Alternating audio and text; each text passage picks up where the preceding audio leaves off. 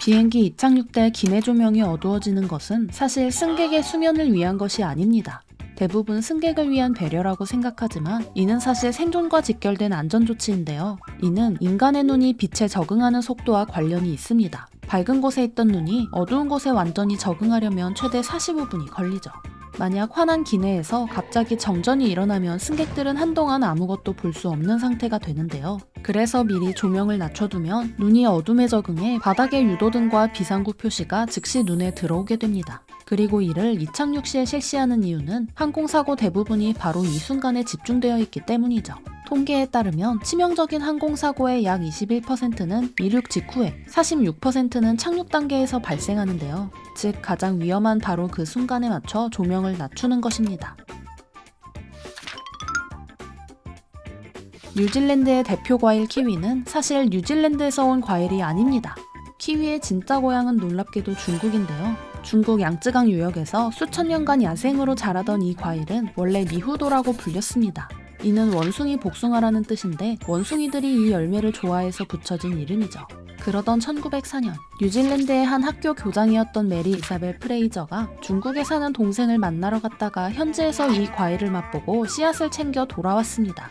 뉴질랜드 사람들은 이 과일의 맛이 구스베리와 비슷하다며 차이니즈 구스베리라는 이름을 붙였는데요. 차이니즈 구스베리는 뉴질랜드의 비옥한 토양에서 무럭무럭 잘 자라나기 시작했죠. 그러다가 1950년대 미국으로 이 과일을 수출하려던 뉴질랜드 업자들은 예상치 못한 높은 관세 장벽에 부딪히게 됩니다. 당시는 미국과 중국이 대립하던 시기라서 차이니즈라는 이름이 붙은 상품이 철저히 외면받던 시기였기 때문인데요. 게다가 미국은 베리류에 관해 관세가 특히 높았고 실제 구스베리라는 과일은 미국 내에서 식물병을 옮기는 매개체로 지목되어 이미지마저 좋지 않았습니다. 그래서 1959년 뉴질랜드의 한 수출 회사가 뉴질랜드의 상징인 키위새의 이름을 따서 키위프루트라는 새로운 이름을 지었는데요. 갈색 솜털로 뒤덮인 모습이 키위새와 닮았다는 점도 한몫했죠. 그렇게 이 전략은 대성공하여 뉴질랜드를 상징하는 국민과일로 탈바꿈한 것입니다. 엘리베이터에서 모두가 문 쪽을 바라보는 것은 사실 생존 본능입니다. 이 행동은 수백만 년 전부터 이어져 온 행동 양식인데요. 시카고 대학의 한 교수가 원숭이 2마리를 좁은 우리에 넣고 관찰하는 실험을 진행했습니다. 우리 속 원숭이들은 서로 최대한 멀리 떨어져 구석에 자리를 잡고 시선이 마주치지 않도록 허공을 응시했는데요. 이는 좁은 공간에서 낯선 상대와의 충돌을 피하기 위한 원시적인 방어 행동이었죠. 놀라운 점은 엘리베이터 안의 인간도 이와 똑같이 행동한다는 것인데요. 우리의 뇌는 좁고 밀폐된 공간에 낯선 사람과 함께 있는 것을 잠재적 위협으로 받아들이기 때문입니다. 그래서 가장 먼저 취하는 행동이 바로 모두 같은 방향을 보고 있는 것이죠. 서로 눈을 마주치지 않고 바라보지 않으니 긴장과 충돌 가능성이 최소화되는데요. 무심코 문을 바라보는 그 동작 하나에 우리 안의 원시적 본능이 고스란히 담겨 있는 것입니다. 아기의 뼈 개수는 사실 어른보다 훨씬 많습니다. 놀랍게도 갓 태어난 아기의 뼈는 성인보다 약 100개나 더 많은데요. 성인의 뼈가 206개인 반면 신생아의 뼈는 약 270개에서 300개에 달합니다. 작고 여린 몸 안에 어떻게 이렇게 많은 뼈가 들어있는 걸까요?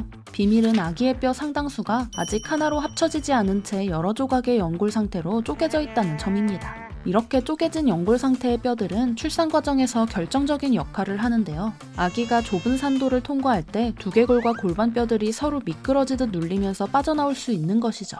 아이가 자라면서 이 뼈들은 서로 융합되어 점점 하나로 합쳐지는데요. 이 과정은 무려 20대 중반까지 계속되며 마지막으로 완성되는 쇄골은 약 25세가 되어서야 제 모습을 갖추게 되죠. 즉, 인간은 나이가 들수록 오히려 뼈 개수가 줄어드는 독특한 존재인 것입니다. 우리는 평생 스스로를 간지럽힐 수 없습니다. 한번 시도해보면 겨드랑이든 발바닥이든 남이 건드릴 때와는 완전히 다른 무덤덤한 느낌이 드는데요. 그 이유는 뇌 속 소뇌라는 기관이 감각을 미리 예측해버리기 때문입니다. 소뇌는 우리 몸의 움직임을 관리하는 일종의 예측기관인데요. 내가 지금 내 겨드랑이를 건드릴 것이다라는 명령이 내려오는 순간 그 결과로 올 감각까지 미리 계산해둡니다. 그리고 예측한 감각과 실제 감각이 일치하면 뇌는 이를 이미 아는 자극으로 판단해 반응을 지워버리는 것이죠. 반면 남이 간지럽힐 때는 예측이 빗나가는 만큼 뇌는 그 자극을 새롭고 위협적인 것으로 받아들이게 됩니다. 실제로 런던의 한 대학 연구진은 로봇팔을 이용해 이 원리를 증명했는데요. 실험 참가자가 직접 버튼을 눌러 로봇팔을 작동시켰는데 로봇이 0.2초 늦게 몸을 건드리자 놀랍게도 간지러움이 느껴지기 시작한 것이죠. 즉, 내 몸의 간지럼은 손해의 완벽한 예측을 살짝 속이기만 하면 풀 수 있는 수수께끼인 셈입니다. 헐리우드 영화에 나오는 비명소리는 사실 대부분 똑같은 비명 하나를 돌려 쓰는 것입니다. 빌헬름 스크림이라 불리는 이 1초짜리 남성 비명은 지금까지 400편이 넘는 영화에 사용되었는데요. 스타워즈, 인디아나 존스, 반지의 제왕, 토이스토리 등 이름만 들어도 알만한 대작들이 모두 이 비명 소리를 사용했습니다.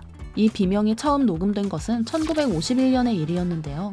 당시 디스턴스 드럼스라는 영화에서 한 병사가 늪을 건너다 악어에게 물리는 장면을 위해 녹음된 비명이었죠. 이후 이 소리는 워너브라더스 음향 보관실에 잠들어 있었습니다. 그러다 1977년 스타워즈의 사운드 디자이너 벤 버트가 창고를 뒤지던 중 우연히 이 녹음 파일을 발견하게 되는데요. 그는 스톰트루퍼가 루크 스카이워커의 총에 맞아 절벽 아래로 떨어지는 장면에 이 비명을 슬쩍 집어넣었습니다. 이후 벤 버트는 자신이 작업한 모든 영화에 이 비명을 숨겨넣기 시작했고 동료 사운드 디자이너들이 이를 재미삼아 따라하면서 하나의 전통이 되었죠. 영화를 볼 때 비명을 지르는 장면에서 혹시 이 비명이 들리지는 않는지 한번 귀 기울여봐도 좋을 것 같습니다. 피아노 건반이 88개인 것은 사실 우연히 정해진 것이 아닙니다. 이 숫자 안에는 인간이 귀로 구분할 수 있는 음의 한계가 담겨 있는데요. 피아노 건반은 흰 건반 52개와 검은 건반 36개, 정확히 88개로 이루어져 있습니다. 이는 가장 낮은 음부터 가장 높은 음까지 약 27Hz에서 4186Hz의 주파수를 내죠. 사람의 귀는 약 20Hz에서 20,000Hz까지 들을 수 있다고 알려져 있지만 88개 건반의 양쪽 끝을 넘어가면 음의 높낮이를 구분하기 어려워지는데요. 즉, 그 이상의 음은 멜로디가 아니라 둔탁한 울림이나 귀를 찌르는 소음처럼 느껴지게 되는 것입니다. 그런데 1700년대에 처음 발명된 피아노는 원래 54개 정도의 건반만 가지고 있었죠. 이후 베토벤 같은 작곡가들이 더 넓은 음역을 원하면서 점점 늘어나기 시작한 것인데요. 그러다 1880년대 세계적인 피아노 회사 스타인웨이가 88개를 표준으로 정하자 전 세계 제조사들이 이를 따르게 되었습니다. 재미있는 점은 이후 97개, 심지어 108개짜리 건반도 등장했다는 것인데요. 하지만 추가된 건반은 음을 구분하기 어렵다는 이유로 거의 사용되지 않았죠. 환경오염의 상징인 비닐봉지는 사실 환경보호를 위해 만들어진 발명품입니다. 1959년 스웨덴의 엔지니어 스텐 구스타프 툴린이 이 비닐봉지를 처음 발명했는데요. 당시 사람들은 장을 볼 때 종이봉투를 한 번 쓰고 버리는 것이 보통이었습니다. 문제는 이 종이봉투를 만들기 위해 많은 양의 나무가 베어지고 있다는 점이었는데요. 이렇게 숲이 파괴되는 것이 안타까웠던 툴린은 튼튼하고 오래 쓸 수 있는 대안을 고민하기 시작했습니다. 그렇게 탄생한 것이 바로 얇지만 질긴 지금의 비닐봉지였죠. 핵심은 이 비닐봉지가 수십 번 재사용이 가능하도록 설계되었다는 점인데요. 실제로 툴린은 자신이 만든 비닐봉지 하나를 늘 주머니에 접어가지고 다니며 평생 재사용했다고 합니다. 하지만 사람들은 이 봉지가 싸고 편하다는 이유로 한 번 쓰고 바로 버리기 시작했죠. 훗날 툴린의 아들은 BBC 인터뷰에서 아버지는 비닐봉지를 한 번 쓰고 버린다는 발상 자체를 이상하게 여겼을 것이라고 말했는데요. 결국 환경을 위한 발명품이 오히려 환경을 파괴하는 주범이 된 것입니다.